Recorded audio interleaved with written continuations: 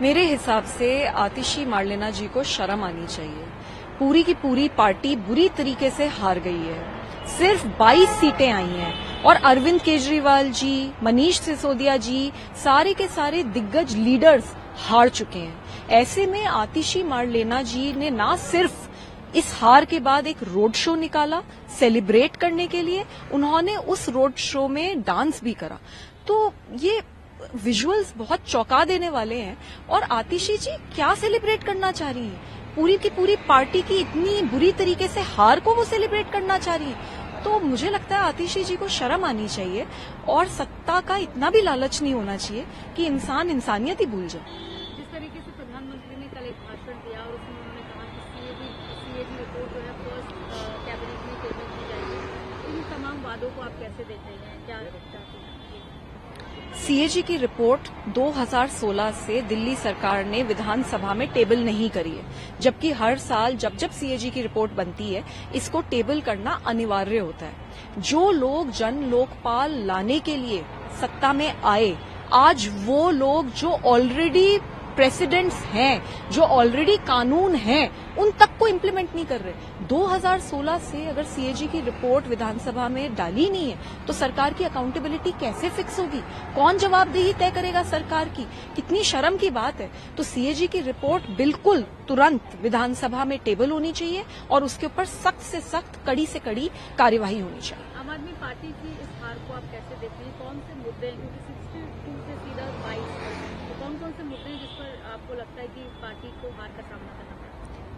मैं ये मानती हूँ कि इतिहास गवाह है, जब जब किसी नारी पर वार हुआ है तो भगवान ने सामने आकर दंड दिया है।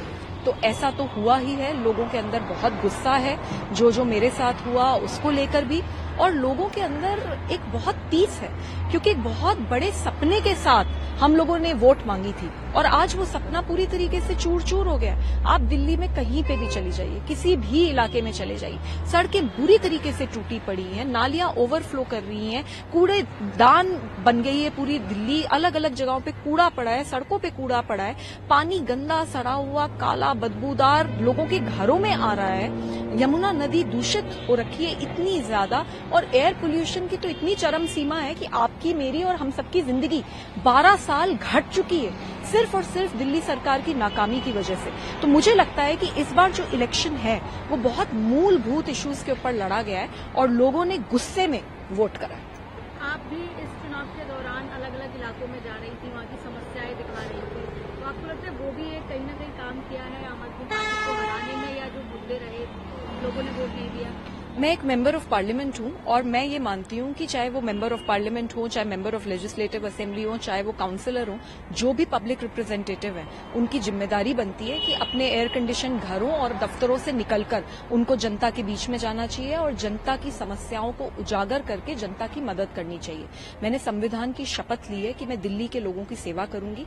तो मैं ऐसा मानती हूं कि पिछले 6 महीने में जो मैंने काम करा है वो दिल्ली के लोगों की सेवा की ही एक प्रक्रिया रही है, क्योंकि जहां जहां मैं गई, जहां जहां मैंने इश्यूज उजागर करे, वहां वहां स्थिति थोड़ी थोड़ी बेहतर हुई है। अब मेरी यही लड़ाई है कि ये स्थिति पूरी तरीके से ठीक हो, और मैं तो बस यही कहना चाहूंगी, चाहे आप एमपी हो, चाहे आप एमएलए हो, एयर कंडीशनड ऑफिस से बाहर निकलिए, जनता के बीच में रह के जनता के लिए काम कीजिए। अगर आप जनता का काम करेंगे तो जनता आपके साथ हमेशा रहेगी, नहीं तो आपके साथ भी वही होगा जो अरविंद केजरीवाल जी के साथ हुआ। आम आदमी पार्टी की सहयोगी इंडिया अलायंस में कांग्रेस, लेकिन यहाँ पर अगेंस्ट में लड़ाई, तो आपको लगता है कि वोट काटने का काम कांग्रेस ने किया है और इंडिया अलायंस का क्या फ्यूचर रह सकता है आपको?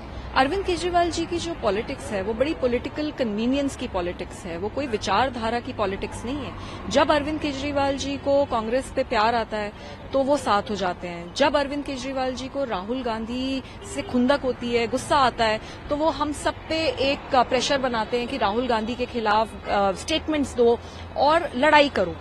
मुझे एक बात बताइए कि अरविंद केजरीवाल जी ने हरियाणा में लड़ने का क्यों निर्णय लिया?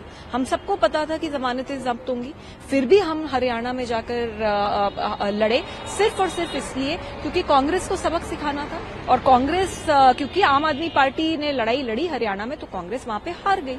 अब कांग्रेस ने भी दिल्ली में वही करा, कांग्रेस दिल्ली में लड़ी और उसकी वजह से भी आम आदमी पार्टी को चोट पहुंची। तो मुझे समझ नहीं आता, अरविंद केजरीवाल जी जब खुद हरियाणा जाते हैं तब तो शेर हो जाते हैं, और जब कांग्रेस इधर आती है तो वो एक रोंदू बच्चे की तरह व्यवहार करते हैं। तो मुझे ऐसा लगता है कि बदले की भावना से राजनीति नहीं होनी चाहिए, राजनीति बहुत सोच समझ के एक विचारधारा के साथ होनी चाहिए। एक आखिरी सवाल, जो लोग ये कहते हैं कि आप आम आदमी पार्टी की सांसद हैं और उन्हीं उसी पर सवाल उठाती हैं, इसको लेकर क्या कहेंगे? आप पार्टी छोड़ नहीं देते, उनको क्या जवाब देंगे? मैं क्यों पार्टी छोड़ूं?